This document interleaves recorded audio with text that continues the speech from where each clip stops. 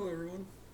Welcome to the Writer's Mind at CP Lois. I'm your host, uh, obviously.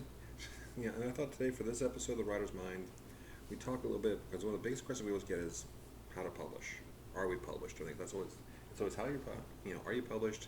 How successful are you? So I thought we'd delve into the first question. Um, the biggest thing with publishing is since you know self-publishing became a thing around 2010, 2011, really big.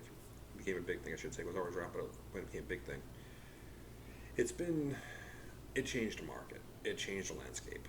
Because before you had the gatekeepers that, well, you have to go through this route, you have to go through a publisher. If you don't do it, you're not worthy. You have to earn your stripes, so to speak. Declined so many times, and so on. It's just how it was.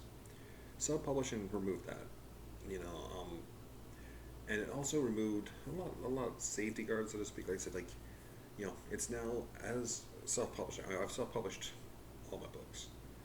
Um, that puts the pressure on us squarely, because that means we have to get a good editor. Which I'm not gonna lie, it took me half my books to find a good editor.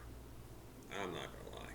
I mean, there are people that my biggest thing was, as an editor myself, I believe in people's voices. Letting a writer have their voice. They can tell the story, but keep their voice. You know, don't whittle it down to make it so it's like formulaic, where you can almost a cookie cutter type of story. That's just not my thing. I don't like to do it to other people. I don't like to do it to me. And that's the biggest thing of finding an editor. I went through so many until I finally found a couple that actually work well with me.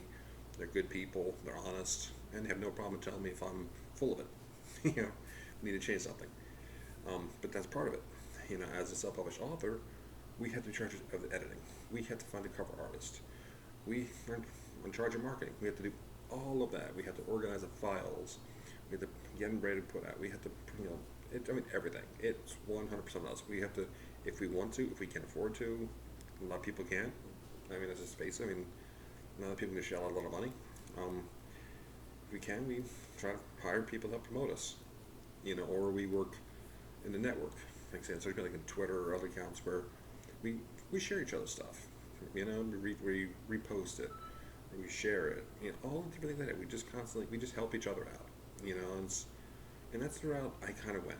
Yes, I chose the self-publishing route because I everything I looked at. I don't have problem publishers.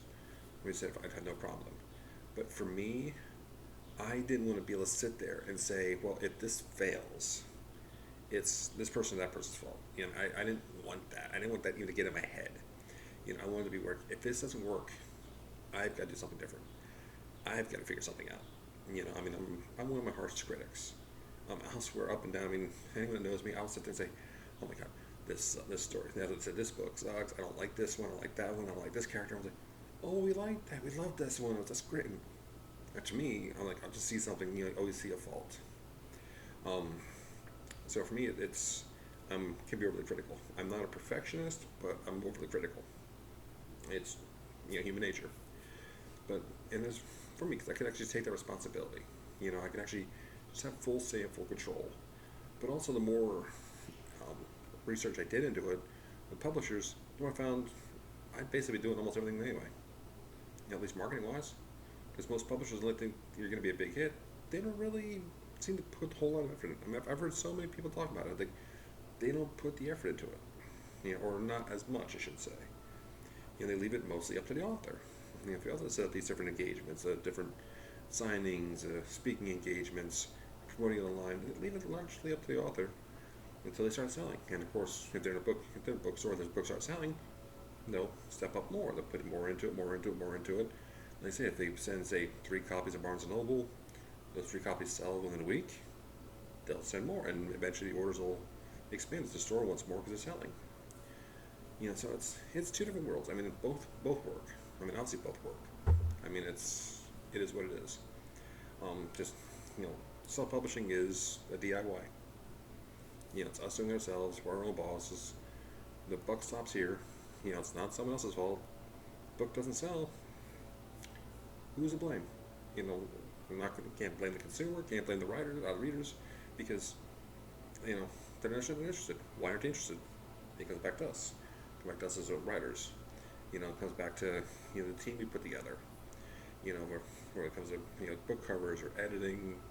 Yes, it comes to that. It comes to our storytelling. It comes back to us. It comes back to it always comes back to us. The buck stops here. There's no one else to point a finger at. And I think that like I said before, that's something that stuck with me that I wanted. Sink or swim, I wanted it.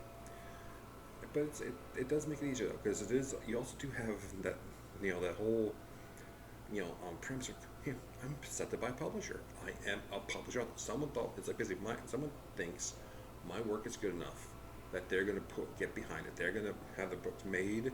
They're gonna put them online. They believe in me. They're gonna pay me.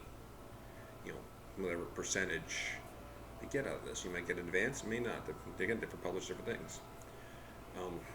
And that's great. I mean, that's great. It's a huge morale boost. I get a good review. It's like, yeah, you want to know people love your stuff. We all love that. We know we hit that nerve with somebody. They really liked it. They really cared about it, and that's what when the publisher is part of what it is. It's also prestige because I'm with a publisher. See, I'm not just someone who's just saying I'm good. There's someone believing me. See, they published me. So it's a whole bunch of things. It could just be a dream. You just want to be with a publisher because that's fine. I mean, for us, it's always about what works best for us. I mean, I said all the time, it's like, there's so much information out there, so much on everything. You gotta sift through it, find out what works for us, and use it. What doesn't work for us, it's okay. Just put it aside. It's fine. It'll work for someone else. There's no shame in that. So we just do what we have.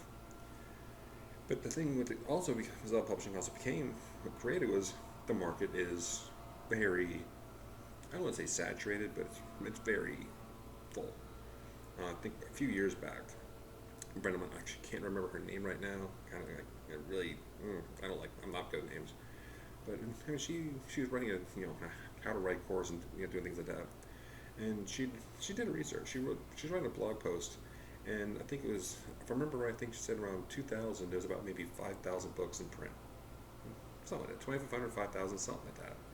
So it wasn't a whole lot. And she was doing research about marketing, and she's writing a blog post about it. And she's just on Amazon, and she's looking at the sales for, kind of like how many books published or whatever. Like once, I don't know, it was Amazon, another site. And she's sitting there, and she noted the number. Okay, and she came back 5 minutes later, hit refresh, and it's 1,500 books. In 5 minutes, 1,500 more books were published. She did it again and again, and it's always around the numbers. Always every 5 minutes, about roughly 1,500, 1,500 books are being published. That's a lot more than there was in 2000. And as everyone knows, I do like Stephen King's books, and his own writing is like, for me, I think every writer should read it. It's like a writing Bible to me. I mean, I just love it. Just it's not so much a how-to, but what the process is like. It's very relatable in a lot of ways. It tells his story, and then he said 5%, I think it was, of published authors can make enough to support themselves and their family. And to say that came out in 2001, I think after his accident, after his hit by that van, and I would have to say just looking at the numbers, like what she was sharing, and just what I've seen is like there's so much more in the market now. So that number had to go down. It would have had to at least be halved, if not more.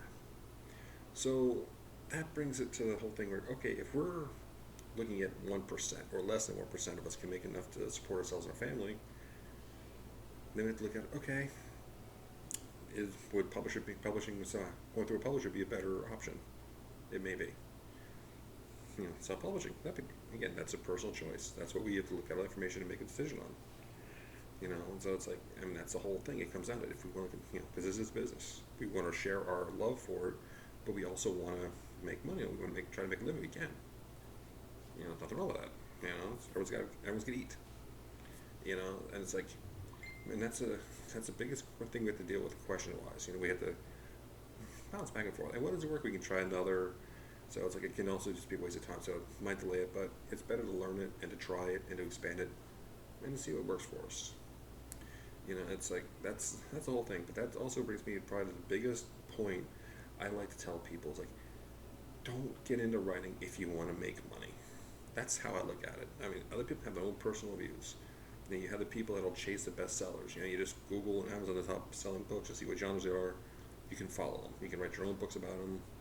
Like when Twilight was huge, a lot of vampire romance books came out. A lot of vampire books in general came out. So everyone they have a story. They want to tell their stories. Most people, we all want to tell our own stories, and some will follow the cloud because they want to try to catch it. Whatever works for us. So I hold no ill will anyone like that. You do what you feel is best for you. That's the biggest thing. Stay true to you. Do what's best for you. But if you, at least for me, I found we come into this looking to make money or expect to make money, you're gonna be disappointed. You've got to love it. You've got to love writing. You've got to love your characters. Just love crafting these stories and sharing with people. Because I can tell you, I've gotten bad reviews. I've had people just tell me where to go with myself. But I've had others that said that really enjoyed it. They really got some, and that's great. And that makes you really appreciate it. It makes you go harder, and that's where I think it's the love of it. You gotta love crafting the stories. Love sharing them, and get a few readers here and there. Okay, like I didn't expect to make this a huge living out of it. Still, knock on wood. I still can, still will. Anything's possible. You never know. So it's like, but that's one thing. Always be guarded. I believe in being honest and with everything there. Always be guarded about it. I don't want to say it's the wrong reasons or right reasons, but it's what's right or wrong for you. Only you can know that. Only we know it's in our own heads. So just for me and my experiences, from what I've seen, if we're getting into this business to make money, just look at it strictly as a business, it probably is not going to work out. It might. You never know. Sometimes it does, but it probably won't. So it's better if you love it. It's that old phrase: if you love what you're doing, if you love your work, you're not really working. Or I paraphrase it, but it's like, and that's the biggest thing. Do it for the love of it. Do what you love. Follow your heart. Everyone will tell you something else. What I tell you, other people tell you. You read them from best-selling authors, movie critics, whoever. Everyone will have an opinion, and that's fine. But in the end, follow your heart. Always do what works for us for you. Whether it's publishing, whether it's what you write, how you write, enjoy it. And I said, this is basically us getting to play as adults. We're in the art crafting, creating our universe, creating our stories. So have fun with it. Enjoy it. Let me know any stories you've had, any experience you've had, your thoughts on self-publishing. What do you like about it? What you don't like about it? Let me know in the comments below. Always, please like, share, and subscribe. It's great seeing you guys. Can't wait to see you next time. Until then, let your imaginations fly and have fun. Have a great one, guys. We'll see you later.